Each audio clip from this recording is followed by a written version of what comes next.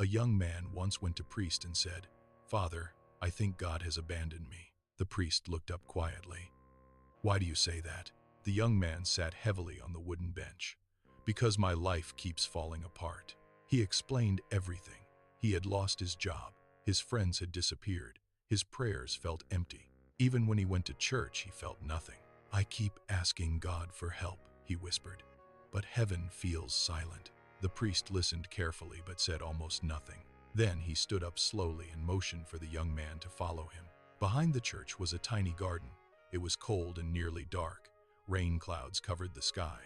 In the middle of the garden stood a rose bush, but it looked terrible. Branches had been brutally cut back. Most flowers were gone. It looked wounded. The young man frowned. "Father, your plant is dying." The priest smiled gently. "No," he said, "it is being pruned."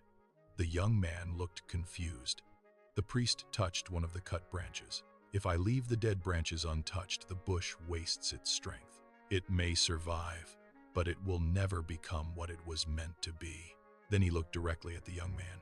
"So, the gardener cuts." The wind moved softly through the garden. The priest continued, "The rose does not understand the pruning. It only feels pain, loss, confusion." He paused. "But the gardener sees what the rose cannot."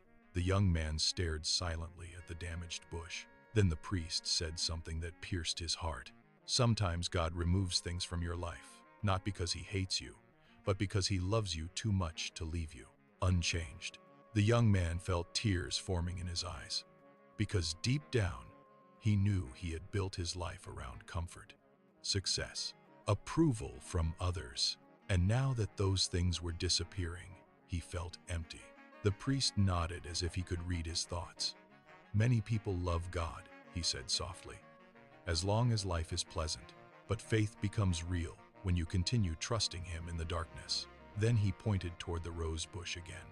"In spring, this bush will bloom more beautifully than before. Not despite the cutting, because of it." Months later, the young man returned to the church garden, and there it was. The rose bush had exploded with life.